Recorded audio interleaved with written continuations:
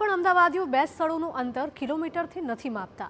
એક સ્થળેથી બીજા સ્થળે પહોંચતા સમય કેટલો લાગશે તેના આધારે તેઓ બે સ્થળો વચ્ચેનું અંતર ગણતા હોય છે।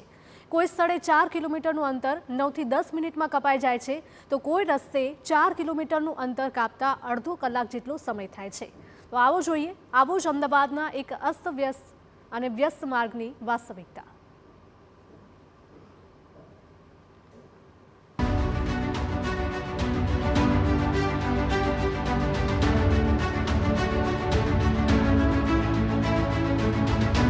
અમદાવાદ છે। અહીંયા તો ટ્રાફિક આવો જ હોય।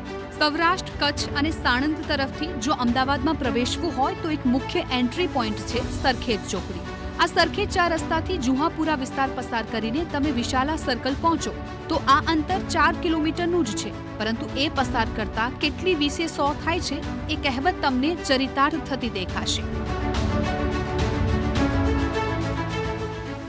સરખેજ પોલીસ સ્ટેશન સર્કલથી લઈને વિશાલા તરફ અમે હવે જવા નીકળ્યા છીએ અને ત્યાં જે ટ્રાફિક છે ટ્રાફિક કેટલો છે અને કેટલો સમય અમને લાગે છે, કારણ કે 7:46 જે છે એ થઈ છે અને 7:46 અમે અહીંયાથી હવે આગળ જવા નીકળ્યા છે। કેટલો સમય અમને લાગે છે એ હવે તમને અમે બતાવીશું અને સાથે જ સાથે આ જે સિગ્નલ છે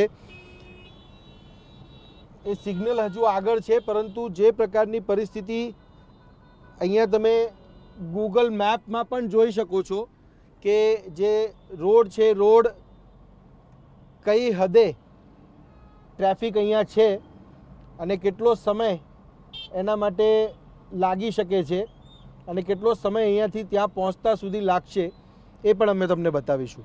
એટલે અહીંયાથી જે ટ્રાફિક તમે જોઈ રહ્યા છો એ એકદમ ધીમી ગતિએ સર્કલથી શરૂઆત થઈ છે। હજુ આગળ શું પરિસ્થિતિ છે એ જોવાનું છે। સરખેજ ચોકડીથી આગળ વધીએ એટલે સરખેજ ગામમાં જવાનો રસ્તો આવે। ત્યારબાદ મકરબા તરફ જતા માર્ગ પર 4 રસ્તા છે। તેના પછી સોનલ સિનેમા ક્રોસ રોડ અને ત્યારબાદ જુહાપુરા ક્રોસ રોડ પસાર કરીને તમે પહોંચો છો વિશાલા સર્કલ।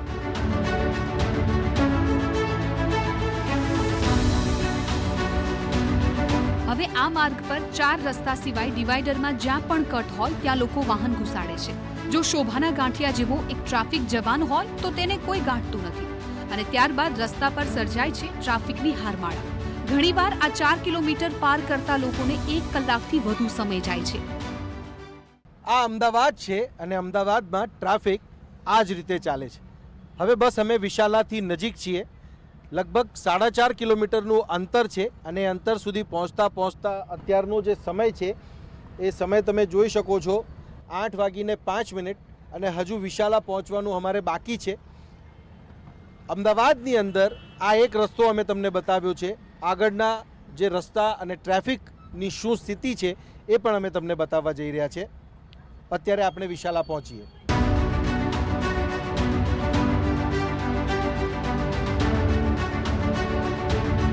અમદાવાદ શહેરમાંથી સાણંદ, બાવળા અને રાજકોટ હાઈવે તરફ જવાનો આ એક જ રસ્તો છે।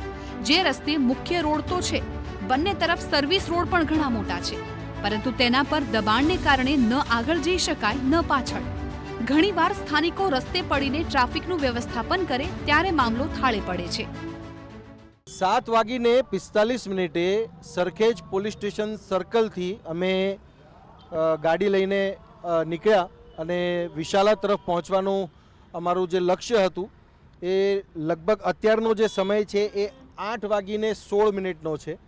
એટલે અડધો કલાક એટલે 31 મિનિટનો સમય અમને લાગ્યો છે અને આ ડિસ્ટન્સ પણ જે છે કે બહુ લાંબુ નથી અને વચ્ચે વચ્ચે રસ્તો તો ખરાબ છે જ, પરંતુ ટ્રાફિક એક મોટી સમસ્યા છે અને આ વર્ષોથી છે, જેનું નિરાકરણ લાવવું ખરેખર જરૂરી છે। કારણ કે આ જે રસ્તો છે એ ચાંગોર તરફથી આવતા અને સાથે જ સાથે સાણંદ તરફથી આવતા જે વાહનો છે એમને સીધો અંજલી તરફ જવા માટે કે સિટીમાં શામલ તરફ આવવા માટે ખૂબ ઉપયોગી થાય છે। કેમેરામેન ઇમરાન શેખ સાથે સચિન પાટીલ, TV9 અમદાવાદ।